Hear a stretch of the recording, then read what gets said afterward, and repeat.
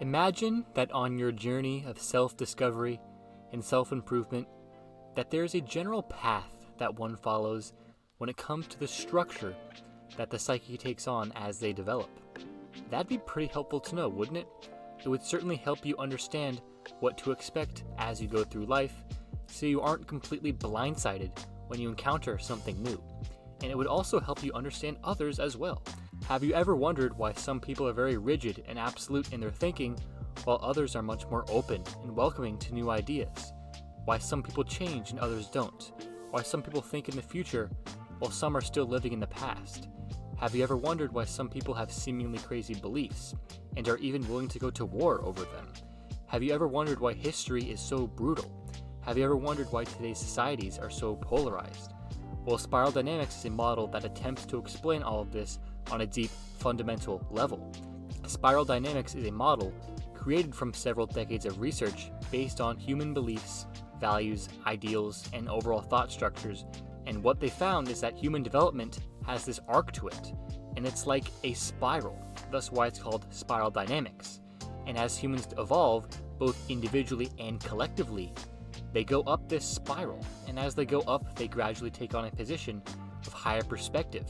I think the man who started this research, Clare W, explains it in this quote beautifully. What I am proposing is that the psychology of the mature human being is an unfolding, emergent, oscillating, spiraling process marked by progressive subordination of older, lower-order behavior systems to newer, higher-order systems as man's existential problems stage.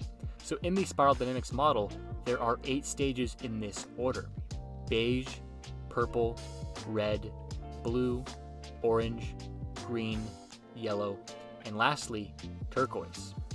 And each stage on the spiral represents a worldview structure, assumption about how everything works, and the overall rationale for decisions being made. Each stage will have a preference of dress styles, language trends, popular cultural norms, architectural designs, art forms, religious and spiritual expressions, social movements, economic models, philosophies, and just overall moral statements about how living should be done. So I will be explaining each of the 8 stages in this video, and I really encourage you to stick around for the entirety of the video because it is near the end, the later, more advanced stages, such as yellow and turquoise, that you are really going to get those juicy insights that are going to completely change your life. And I promise you, if you really let it, if you take it to heart to learn this stuff, it will change your life. I guarantee it. I'm dead serious. But also, as we're going forward, I want you to understand that this is just a model. Human evolution and development is such a complex topic. There are millions of variables at play, and no one model, although spiral dynamics is a very good one, could possibly be taking all of them into account. So I encourage you to listen to what I have to say with an open mind, but also not believing everything I say blindly, because it is just a model. So let's get into these 8 stages. Firstly, we have stage beige, and this stage is the most simple of all of them. It's mainly just do what you must in order to stay alive. Someone at this stage wakes up every day, nothing else concerning them but how they are going to survive the day. Food, warmth, water, and sex have priority over everything else. One at this stage barely even has a distinct sense of self. Only the immediate satisfaction of survival needs is what matters. Very ancient, primitive, loose hunter-gatherer tribes might have been at this stage, but hardly anyone else in the modern world is still at this level of development unless they are severely mentally impaired. One begins to leave this stage when survival starts to get easier, so primitive loose bands of people, many thousands of years ago, began to leave this stage when they developed some sort of system to survive that consistently worked. Survival still was not easy, but it started to be less of a difficulty. A distinct sense of I emerged as you realized you were part of a tribe and that you had a role in it, and this gave birth to the next stage of development, stage purple. So while beige was very individual dominated, just being all about me, I need to survive and I don't care about anything else, purple is community dominated, as groups of people came together in order to find safety, so each and everyone in the tribe must play their role in order for the tribe to survive.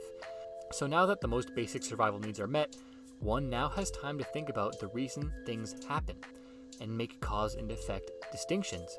And since they had very little knowledge during this time, they used magical thinking. So in pretty much any ancient tribe you look at, such as Native Americans, they explained the world through spirits and such. Typically, one had to respect the chief, the elders, etc., because they had more knowledge. There were lots of tribal customs, such as rites of passage and respecting of sacred objects and places and whatnot, and it is very rare to see an absolute purple society today, unless it is a remote, uncivilized tribe, which is very, very rare in today's age. But still, a lot of purple traditions and customs have been preserved, and you can learn all about them in books and museums. But one begins to transcend out of this stage when survival becomes even easier to come by, and greater exposure to the world reveals how dumb the superstitions and a lot of the customs were. When the clan would get better at surviving, they were naturally more open for change, and to keep the change under control, leaders would typically enforce their customs and traditions on them even harder, seeking a desire for the individual to break free, which leads us to stage red. So stage red is also known as the egocentric stage. The ego fully emerges after breaking free from the purple tribe, and when stage purple and red were still the dominant forces in humanity, the world was still a very chaotic place. Resources were still hard to come by, people were killing each other all the time, there was warfare, so since the world was seen as a jungle full of threats and predators, naturally red would seek to dominate their opponents. A red leader will do whatever to defend his reputation at all costs. There is likely very little display of remorse, and one doesn't think deeply about the implications of their actions. Whatever their first impulse is, they will likely do it. One of the most important things to acknowledge about stage red is they make a very strong distinction between an us versus them. They view the us as family, but the them as hardly even human. And this overly developed identity of the us can lead to things like slavery, genocide, etc. Red does not take personal responsibility. They always blame others, because blaming oneself would be a display of weakness, and weakness is the last thing someone strongly in red wants to show. Red was the dominant force when empires ruled the world, like the Mongol Empire, the Byzantine Empire, etc. Typically, red societies were characterized by very rigid hierarchies with a monarch at the top. A prime example of this would be feudalism in the medieval era. We still see red in society today, although it is minimal. I would say gangs are pretty strongly red. Young teenagers going through puberty will likely show some red tendencies. Even some adults, such as the United States' very own President Donald Trump, has some red tendencies within him. The researchers estimate that about 15% of the population is strongly in red, but this would be more in less developed countries and less in the more developed countries. But red begins to be transcended when morality takes hold. When one is strongly in red, they will display concern about the people in their group, but anyone outside of them is seen as a predator, like hardly even a human. War characterized ancient civilizations such as Rome, Athens, Sparta, etc., and this created chaos. So when times got really bad, it took elites shoving religion down the throats of the masses in order to restore order to the region. In both Judeo-Christian and Islamic history, it was an all-knowing, all-powerful God that brought these warring red societies out of their chaotic states and restored order. With the introduction of religion, the pendulum switched back from individual to community, thus giving birth to stage blue. Stage blue is known as the purposeful yet authoritarian stage. When religion has unified the region, it is forced upon the people, often creating a very absolute authoritarian society that imposes the code of God onto the people. The order enforces a code of conduct that is believed to be the absolute correct way. God says what is right and wrong, there is only one right way, and any deviations from the path are punished and will likely result in you going to hell.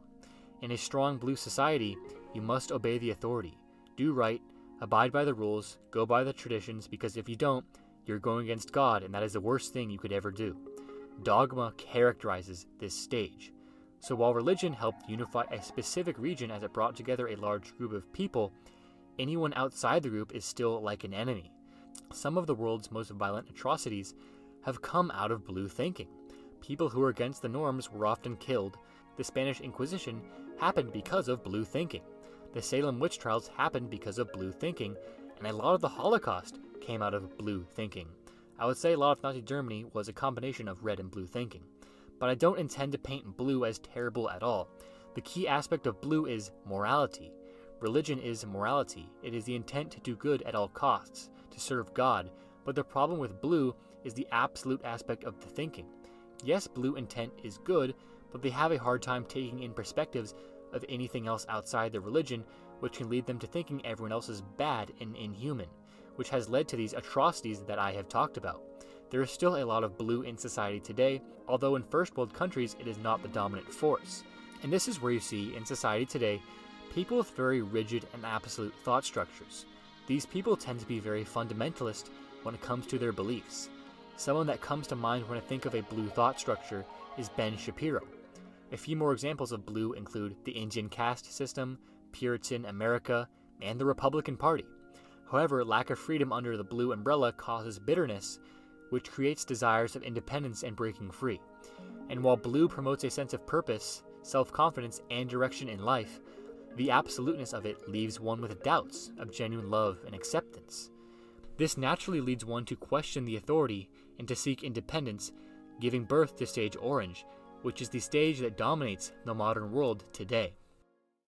Stage orange is also known as the prosperity stage, and individualism takes strong hold here as one has just broken away from the blue herd. This stage is all about being free and living the good life. So naturally, democracy, having rights, and freedom of expression came about through orange thinking, as morals were based more on ethics rather than religion. Orange places strong emphasis on capitalism and free markets. They view the world under the assumption that there are haves and have-nots, and they act in their own self-interest in order to have. Pursuit of material pleasures is very strong. The point of life for someone strongly in orange is to achieve individual success, which usually means making a lot of money. They might even think that life's report card is based on how much money they make. And they love to show off their nice things like a nice house, nice car, hot wife, the latest technology, etc., in order to display this success to others. Science and rationality takes a strong hold here. And this is very important because it leads to groundbreaking new discoveries and technologies which have the potential to greatly increase the quality of life and just progress humanity in general. This way of thinking also gives birth to a lot of atheists. But religion can certainly still be a factor here, but it is much less fundamentalist and does not rule one's life like it did in stage blue.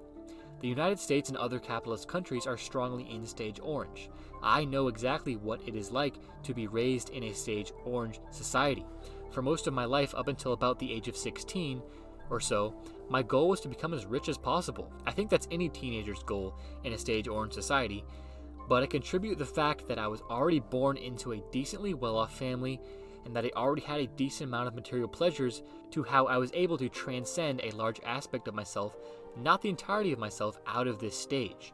Orange loses its grasp on the individual and collective psyche when it is realized that material pleasures do not buy happiness, that constantly viewing others as competition causes loneliness, that our own selfishness, this very desire to seek maximum success and profit, is contributing to the suffering of others by creating inequality.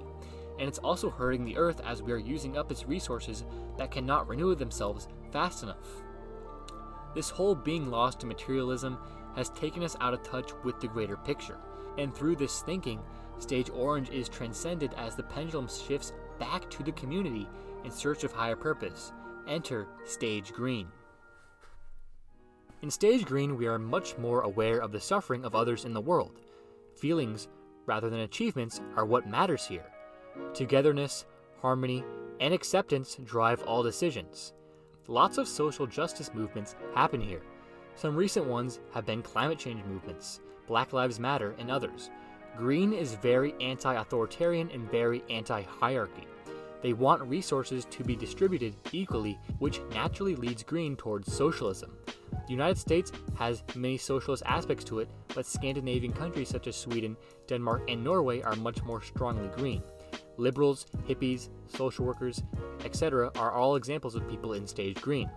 A new type of spirituality emerges here, often referred to as the New Age movement, but this spirituality is often very surface level and can become dogmatic. Stage green spirituality tends to be too focused on feeling rather than action. The hippie is textbook green because the stereotype of a hippie is that all they do is smoke weed, live in a van, preach things like, haha, it's all love, we're all one, haha.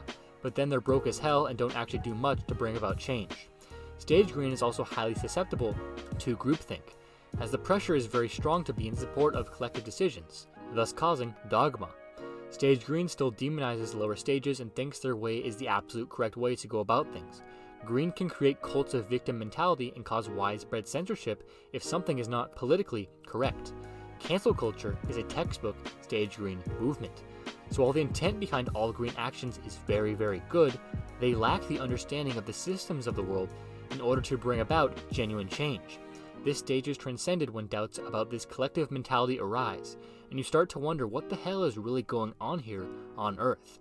Existential questions come to the surface, and you wonder why everyone is so different, why everyone believes different things, why everyone thinks in such different ways, why people have different goals and passions, and why all these people clash. You wonder what really is true, and what way is the right way.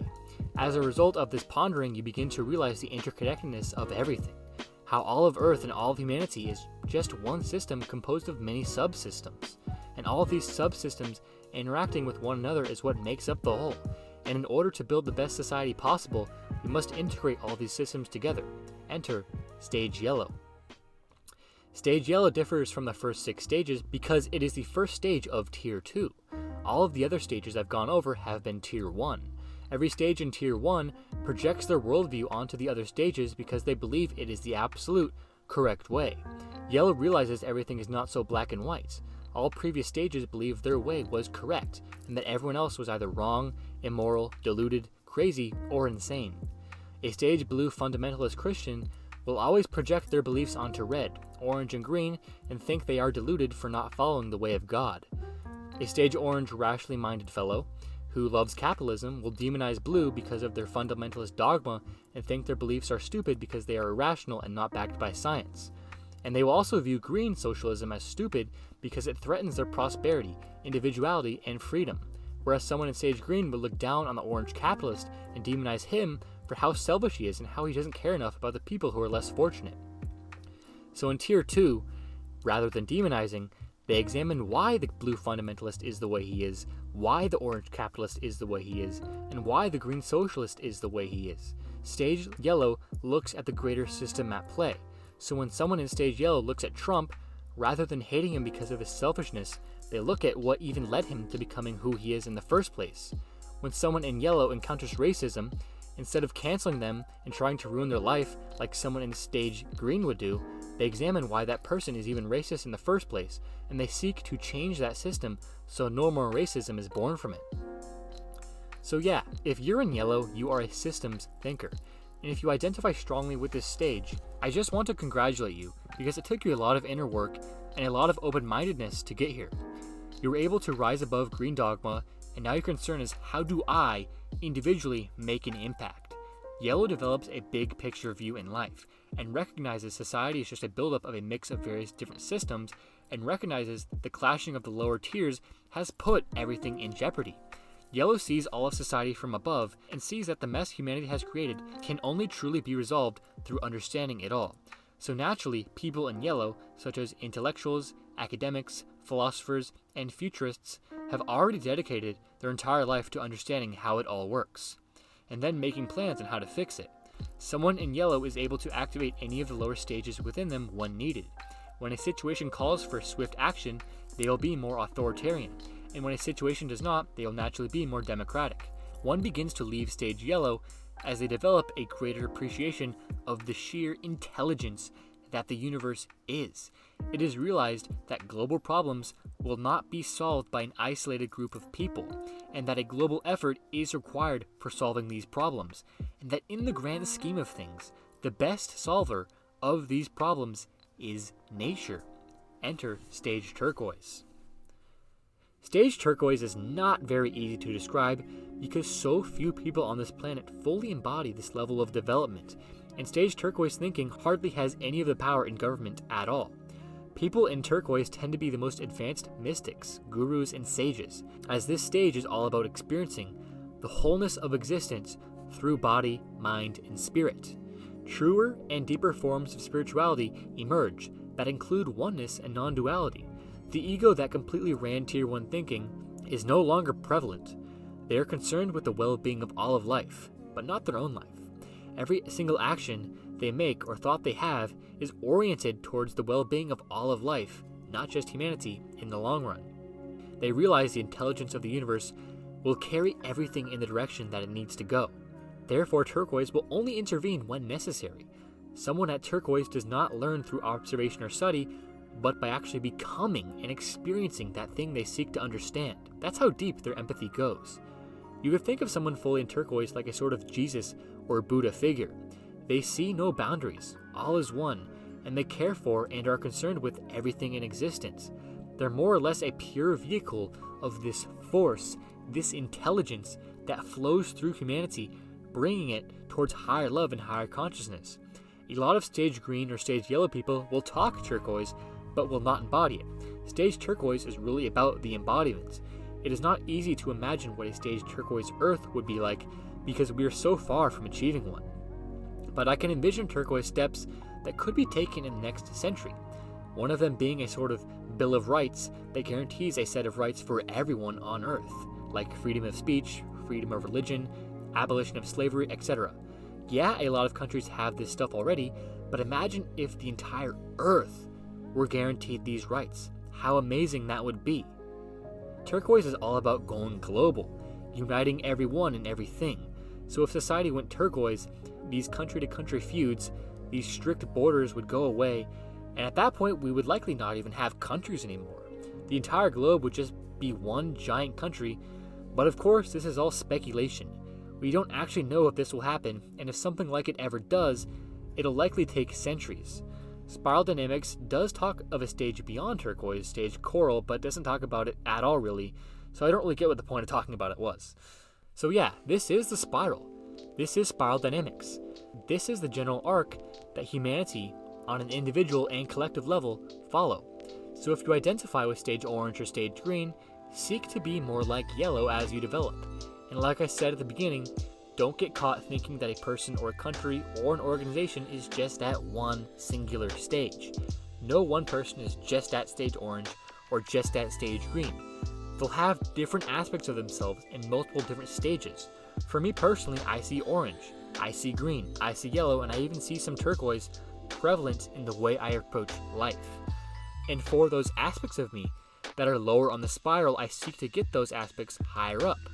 Also remember that spiral dynamics is just a model, and all models are generalizations.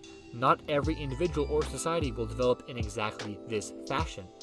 The development of China did not exactly follow this model, so let that be one example. Lastly, let me give you some final thoughts regarding this model. So firstly, whatever society you are born in, you will naturally be taken to that stage the society is in. And if you want to develop further, you will have to do some questioning, some inner work, and you'll have to go against the norm. Another insight is that generally one does not regress down the spiral. Once you make it to a certain stage, you either stay there or grow out of it. Regression down the spiral only occurs if one is under serious threat, like if basic survival needs suddenly become difficult to come by. Perhaps the most important insight is that each successive stage represents a higher overall level of perspective, empathy, love, and consciousness. Each stage strays further from the ego and gets closer to ego transcendence, leading me to hypothesize that humanity is naturally shedding its ego as we evolve. It truly appears that humanity is gradually moving towards higher love and higher consciousness. I believe that this force running reality, that is the same force that composed both your body and my body through billions of years of evolution, is the same force that is pushing humanity up the spiral today. Everything encompassed within spiral dynamics only explains less than 100,000 years of evolution. Imagine what humans could be in 1 million, 5 million, 10 million, even 100 million years in the future. It is literally unimaginable how advanced we could be. What the world needs more of today is people in Tier 2, people who are able to look down on the entire system from above, love to learn, and do not demonize others for being the way that they are. It is our primitive ways, our ego, that has put human existence in jeopardy. And now it is our job as Tier 2 thinkers to undo this damage through systemic change.